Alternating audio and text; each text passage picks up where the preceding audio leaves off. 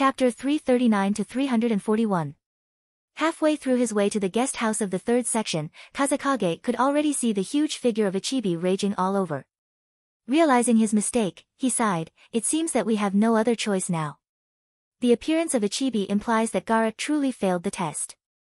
Now the biggest problem that Suna will be facing is not only the obvious suppression of Ichibi that is raging and causing destruction but also figuring out how to pass on the news of the death of two messengers to Konoha.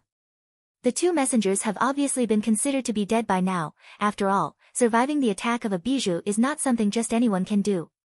If anything, those two shinobi might as well have been eaten by Ichibi, so finding their corpse would also be next to impossible. This further complicates the problem. Everyone was worried, even more, worried about the safety of two Konoha messengers rather than the lives of villagers who were in the midst of that chaos caused by Ichibi. Every time an attack from Ichibi destroyed houses, the earth shook, both people were being trampled on like ants and property was being damaged relentlessly. Roar! With another roar, one more block collapsed into ruins. Just as everyone was about to close in, the figure of Ichibi suddenly came to a halt. He no longer destroyed anything, only a second afterward the figure of Ichibi began to shrink and gradually disappeared. What's happening? Is Gaara regaining control over Ichibi? Including Kazekage, everyone was surprised. That was the only logical conclusion, but neither of them was sure as there were still many buildings obstructing their view as such, they can't know the exact situation. Hurry up, maybe the situation is still salvageable. Everyone nodded to Pakura's words and hurriedly. The guest house was already completely destroyed, and the entire third section was a burning mess. But strangely enough, not many corpses were present here, a few were there but that number was too low, probably around a dozen at max. The number of injured was quite a lot, but those injuries mostly seemed curable, nothing too much. Everyone was confused, this situation was beyond their cognition. They heard that when Kyuubi went violent in Konoha, or when Hachibi went rogue in Kyumo, the number of deaths was astronomical, but only about a dozen here. Such a number was too low, so doubts started to sprout. One of the Umbu shinobi asked a villager who was conscious, what happened here, where did the Ichibi go? The villager didn't speak much, he just pointed his hand forward. Chio frowned but she did not pressure the guy who might have witnessed the horror of a bijou up close. Everyone rushed in the direction pointed by that villager, and they were highly surprised by what they saw there. Surprised because hundreds of villagers stood in a semicircle around a crater, around the same crater at the center of which young Gaara lied unconscious, maybe he was asleep. But also surprised because there stood two shinobi in non-Suna shinobi gear who seemed to be analyzing Gaara's condition. From their forehead protector, it wasn't hard to judge that these two are Konoha shinobi. The expression of both of them seemed very calm, as whatever happened just a few minutes ago did not faze them at all. Pakura immediately recognized the identity of the two and nodded to herself in understanding why Ichibi was so easily suppressed. Easing her worries, she muttered, figures, if the two messengers who came to the village were none other than Uchiha Shisui and Hyuga Kuroto. The expressions of others were not as calm as hers, but they did not have much time to think things through. The arrival of Raza was obviously noticed by everyone, and they all immediately ignored Gaara and looked towards their Kazekage, demanding an explanation why such a monster suddenly appeared in the middle of the village, and in the middle of the night no less. Meanwhile, Pakura took the charge and instructed all the Umbu and Suna shinobi to clean things up, and Chio went to the villagers to explain the situation and take care of their injuries. Kazekage Raza himself walked towards the crater. Perhaps it was because he had forgotten who Uchiha Shisui is that he panicked a little too much. In the shinobi world, the name of Uchiha Shisui is currently very loud, much more loud compared to the other three members of Konoha Umbu Team 11. After all, Uchiha Shisui is undoubtedly one of the strongest Konoha shinobi. And that's why Raza too can understand what exactly happened here, and why exactly was Ichibi suppressed before it could cause too many losses to Suna. At the same time, he can't help but have a deep fear of Manjikyu Sharingan. Bijou and their Jinchuriki are the strategic weapons of various shinobi villages, and those same strategic weapons that are feared by everyone, including the host villages themselves, are nothing in the face of an Uchiha with Manjikyu Sharingan.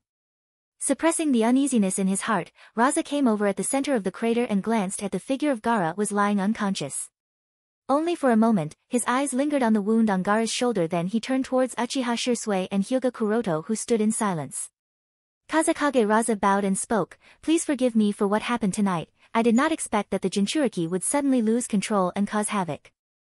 Shisui waved his hands to and fro with a flustered expression. No need to worry Kazekage-dano, a Kage must never bow his head to anyone, much less shinobi of some other village, we of Konoha perfectly understand the risks that come with a Jinchuriki. There is always a possibility that they will lose control and the bijou sealed inside will take over. Besides, Suna and Konoha are allies, so that's no big deal. We should be glad that nothing too serious happened.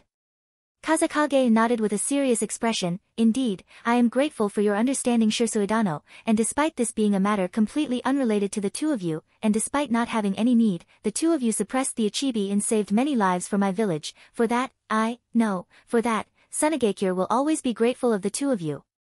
Shisui shook his head. The lives of people were saved by Kuroto-san. I only suppressed Ichibi. The lives of people were saved by him, so if anyone that Kazekage Dano should be grateful to for saving the lives of the people of your village, then it is him, not me.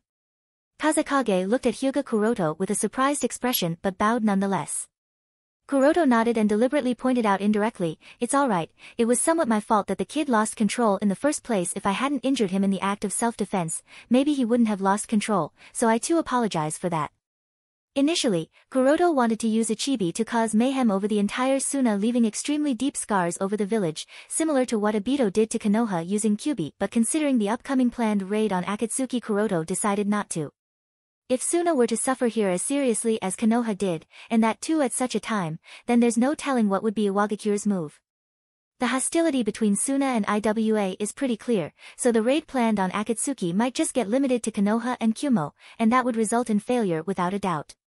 So instead of causing any large-scale loss of lives of the people of Sunagakure, Kuroto made sure that Ichibi causes a lot of damage to the property, making things more believable, and Suna still being grateful to the two. Besides, this way Kuroto and Shisui can play a hero in the hearts of a greater number of people.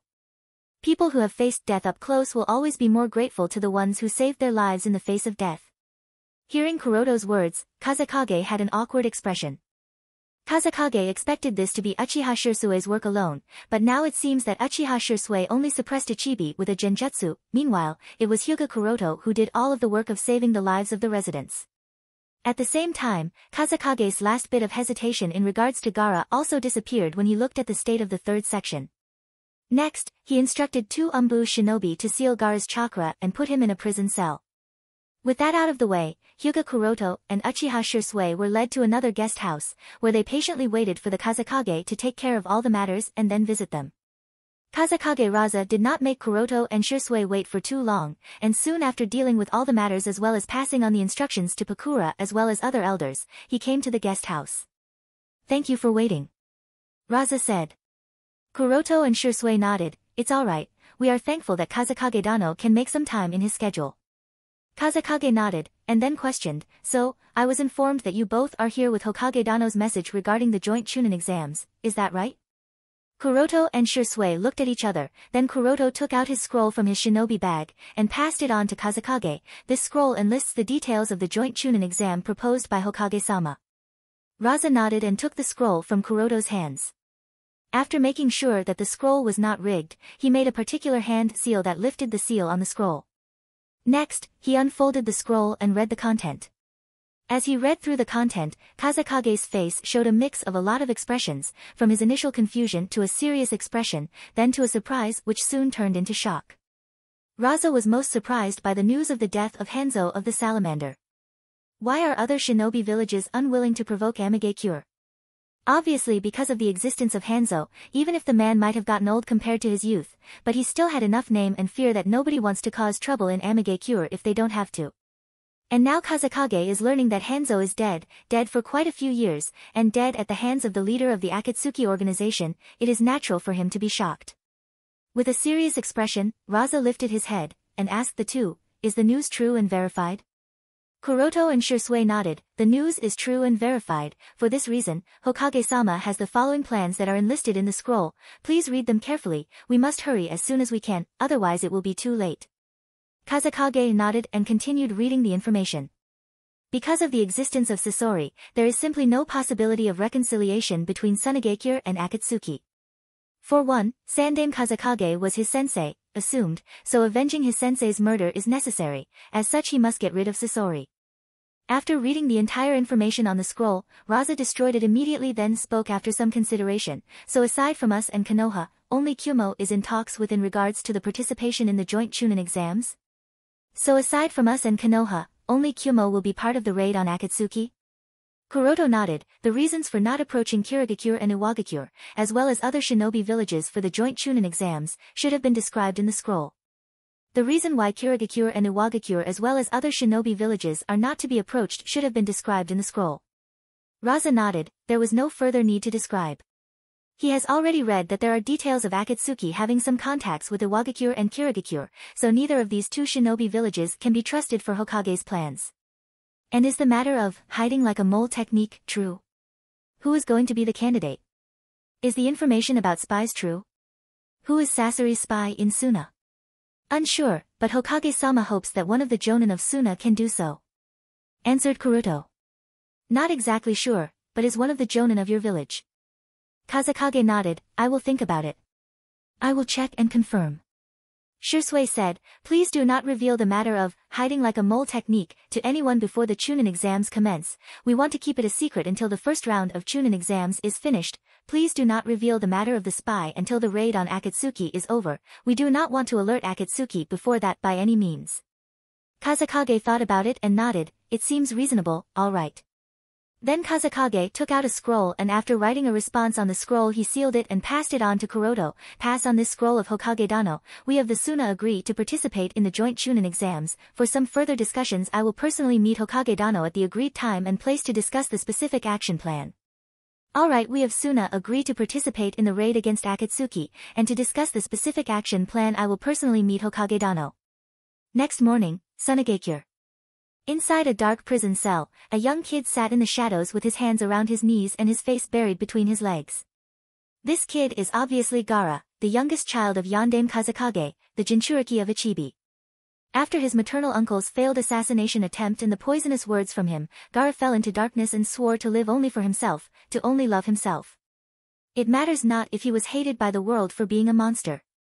If they think he is a monster then he will be the worst monster they could have ever imagined.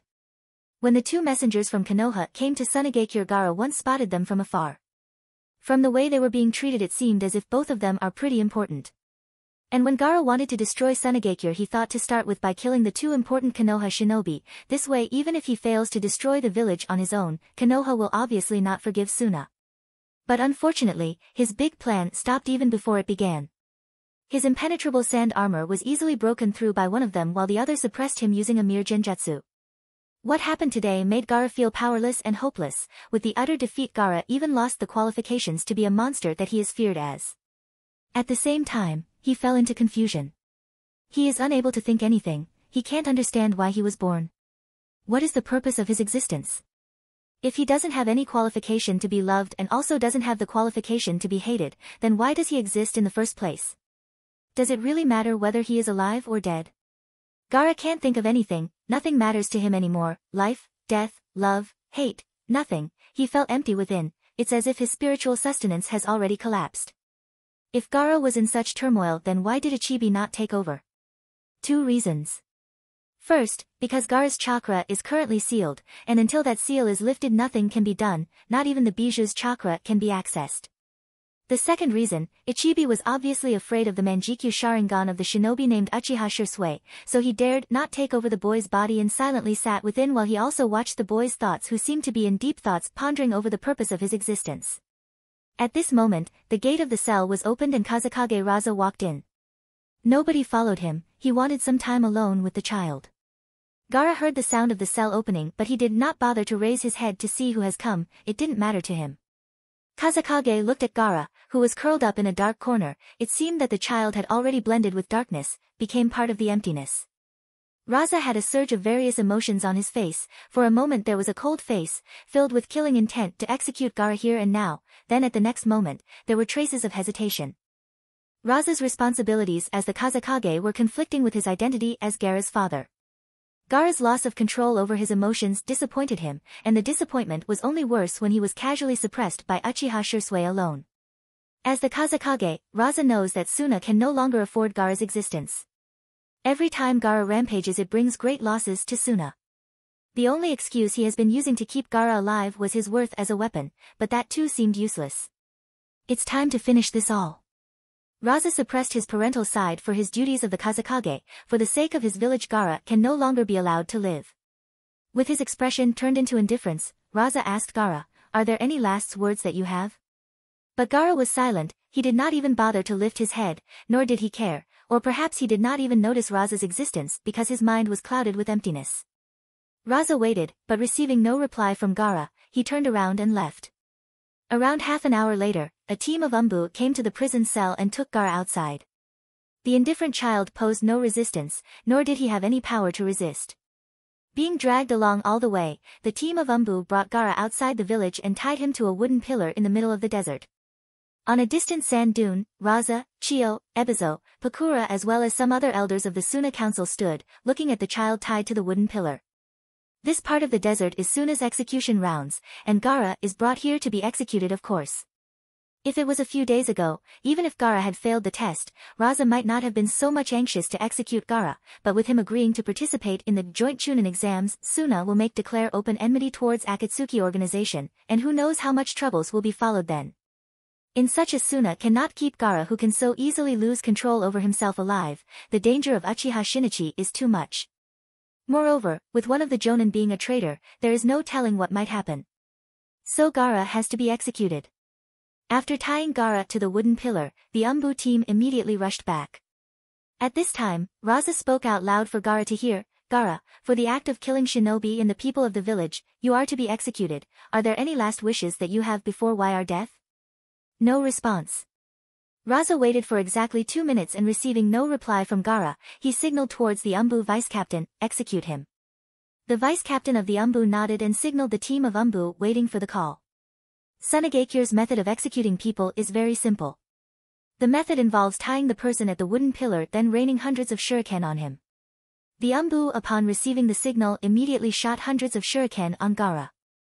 Gaara who stood alone in the middle of the desert did not even flinch upon noticing the incoming rain of shurikens and there was even a trace of relief on his face. Perhaps death is the only meaning left for me. But the bijou sealed inside him did not think the same, he did not want to die, even if 9 bijous are masses of chakra and will eventually come back to life, but this does not mean that they are willing to accept death. Whoosh. Whoosh. Whoosh. Whoosh. Whoosh. Feeling threatened for his life, Ichibi roared, cursed, threatened, and struggled so much, but ultimately to no avail. He was unable to take control of Gaara's body. Pierce, blood splattered, cut, tuck, tuck, pierce, pierce, pierce, pierce. First the heart, then at the hands, legs, chest, in the left eye, then the right eye, left thigh, right thigh, one after another shuriken pierced through the child, cutting through the flesh, splattering blood, over and over and over and over and over and over and over and over and over and, leaving no part of his body intact. But no trace of struggle. Only a relief as his breath ceased to exist, all signs of life disappeared. "It's over," murmured Raza.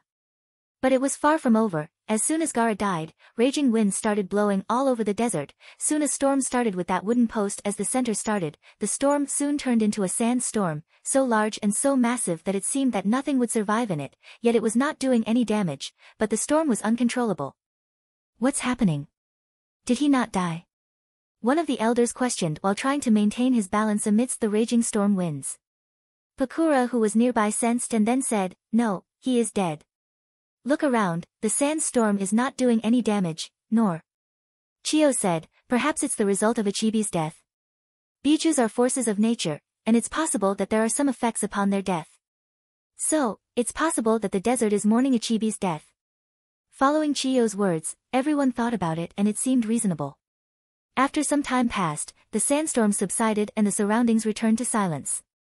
Kazekage instructed the Umbu, "Verify if he is dead or not." The Umbu captain nodded and went forward with a team of Umbu following behind her.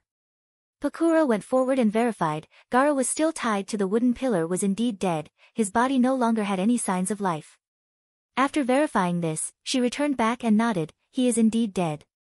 Raza sighed and spoke with some complex emotions, "Burn his body, do not even leave the ashes." Pakura nodded and signaled the Umbu shinobi to do so. With that out of the way, Kazekage and several others turned around and left. Nobody noted the cold smirk that Pakura had at this moment, manipulating the Suna elders to execute Gaara. "I hope you know what you are doing, Kuroto-sama." 2 days later, in a cave somewhere in the land of River. Kuroto sat on a small rock, throwing dried branches in the bonfire. This cave is around the border of the Land of Wind, as such the terrain is still deserted. For this reason, the temperature at night is extremely cold. And he is in no mood to bear the cold right now. Staring at the fire in front of him, Kuroto had a smirk. Ha, Koto Amatsukami is really useful. Now I have Pakura, the commander of Sunagakyo's Umbu department, as my spy to fill me on everything I want to know happening in Sunagakyo. And the biggest benefit is obviously acquiring him, thought Kuroto while he picked up sand on the ground on the floor as he stared at the unconscious figure lying on the other side of the bonfire. A few hours later there were some movements from him. Lazily rubbing his eyes, the boy got up with a sleepy expression. It took him a few seconds to realize that he was no longer in the prison cell, moreover his head felt heavy, but slowly and steadily images started to clear up. The last thing he remembers is being stared at by 3 pairs of eyes, each of a different color. They were orange, and red with black pattern in them, and finally, shining blue with a white flower pattern. After that everything is gone. Whose eyes were they? But there is some clarity. Before seeing the 3 pairs of eyes, Oto-san came to visit me, and he said that I will be executed soon enough, and then those Umbu shinobi came to the cell and took me to take me for the execution, right, execution.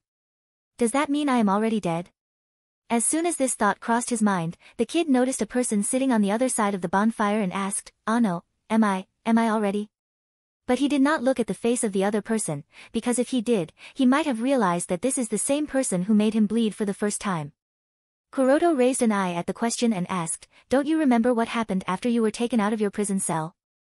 Gaara shook his head. "No, there are only vague images of 3 pairs of eyes staring down at me, and nothing more." Kuroto thought, maybe the genjutsu Shursui used to put Gaara in sleep was too strong for the kid to bear with his chakra sealed, or perhaps it is because this is the first time Gaara might have had a peaceful sleep ever since his birth. Nodding at his conclusion that seemed reasonable, Kuroto said, "Well, it doesn't matter if you don't remember. Long story short, I saved you." That entire execution was designed by Kuroto the moment Gaara was taken out of the cell. Kuroto along with Shursui and Pakura, now loyal to Amatsukami because of being tortured by Kuroto and then being controlled by Shursui's Koto Amatsukami, acted together. Since Pakura is the Umbu commander, so things were very easy. The Umbu shinobis taking Gaara were instantly put into a genjutsu by Shursui. After that Shursui disguised as one of the Umbu, while one of the Umbu that Shursui disguised into was turned into Gaara by Kuroto with the use of shape-shifting technique. Shursui, who was disguised as one of Umbu, made sure to continue using his Koto Amatsukami on all the elders present nearby, eliminating any chance of discovery, and when Gaara, or the person who tied to the wooden pillar in the shape of Gaara, died, his body was burnt into nothing more than ashes by Pakura. All the while the entire ordeal took place, Kuroto and Kazekage Puppet observed the entire thing from the sky. As for the sandstorm, it was the result of Shursui's genjutsu, Kazekage Puppet's mastery of wind release. Although causing such large storms is not easy even for the Kazekage Puppet, but thanks to the high level of Ryumyaku chakra, and the near-mechanical state of the puppet, such a thing became possible. For this reason, even though there were heavy winds and raging sandstorms, yet there was no damage.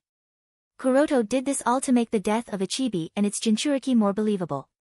Gaara was stunned, and it was at this moment when he recognized who this person was. Why did you save me?" Kuroto thought about how to answer this question without revealing many things, but he first asked curiously, "Before I answer your question, I want to ask, why do you want to die?" Gaara was silent after hearing Kuroto's question. He did not know why, but for some reason he simply couldn't resist it anymore and started speaking. "My Oka-san hated me, she did not even want to give me birth. My Oto-san wants to kill me, my siblings don't like me, everyone in the village fears me, even Yashimaru said that he really hated me, said that my Oka-san named me from a phrase, a self-loving carnage, to reflect her undying hatred towards the village and the monster. That I am, since everyone treated me as a monster, I decided that I will be a monster, but I couldn't even be a monster.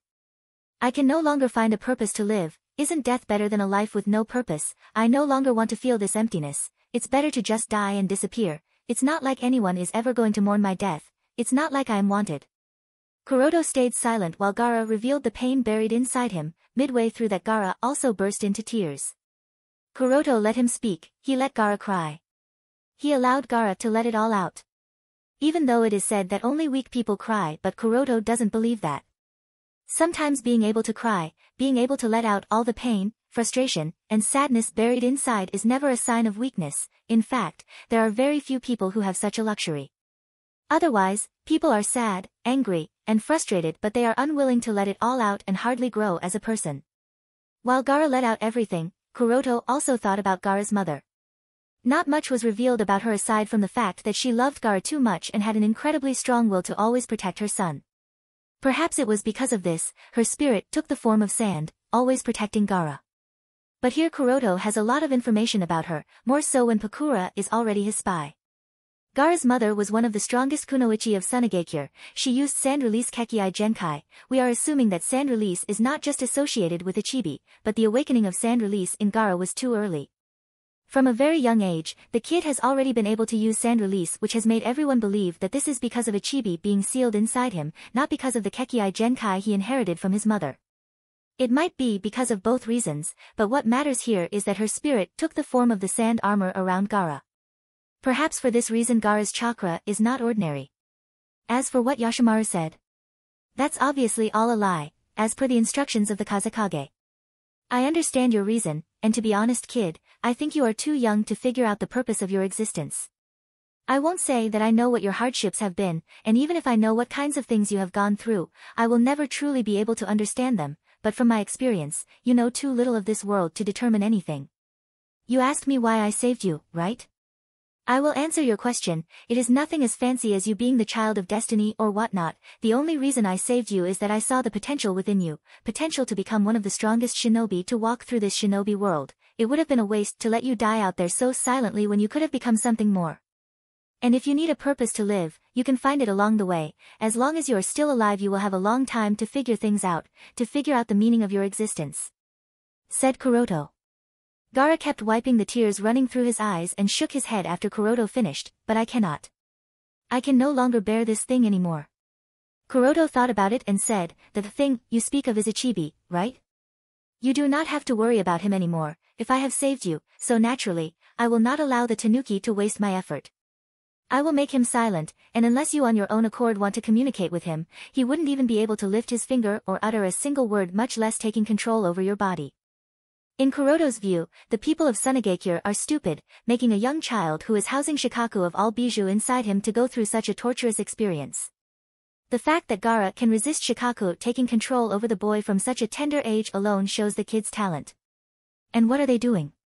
Instead of training the kid mentally as well as physically, they are imposing tests to check whether he would lose or control his emotions.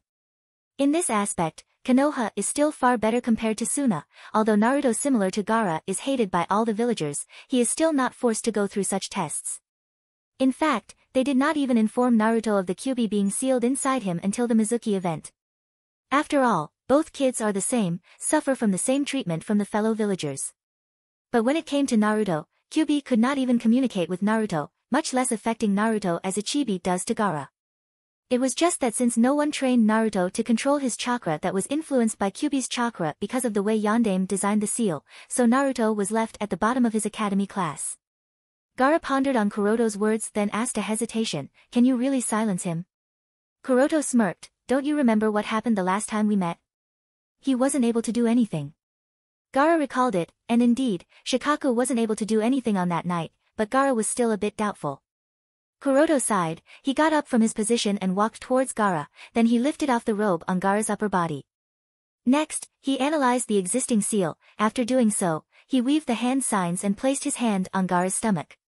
With that, the existing seal that sealed Shikaku was gone, and instead of that a newer one appeared. This was obviously Four Symbols seal. Immediately afterward, an instant imprint of the seal appeared over Gaara's entire body like crawling snakes, then it disappeared and was left with the Four Symbols seal pattern over Gaara's stomach.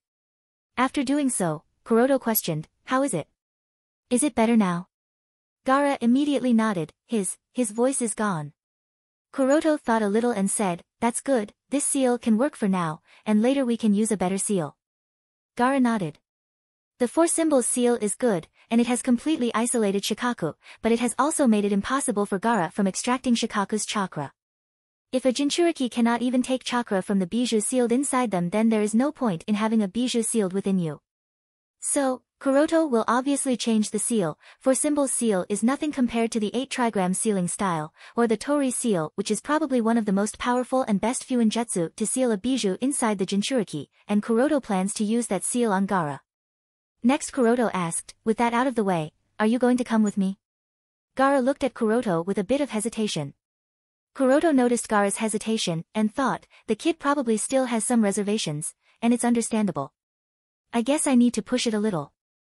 Thinking so, Kuroto shook his head and said, or let me rephrase what I said just now, are you going to willingly come with me, or do I have to take you anyway?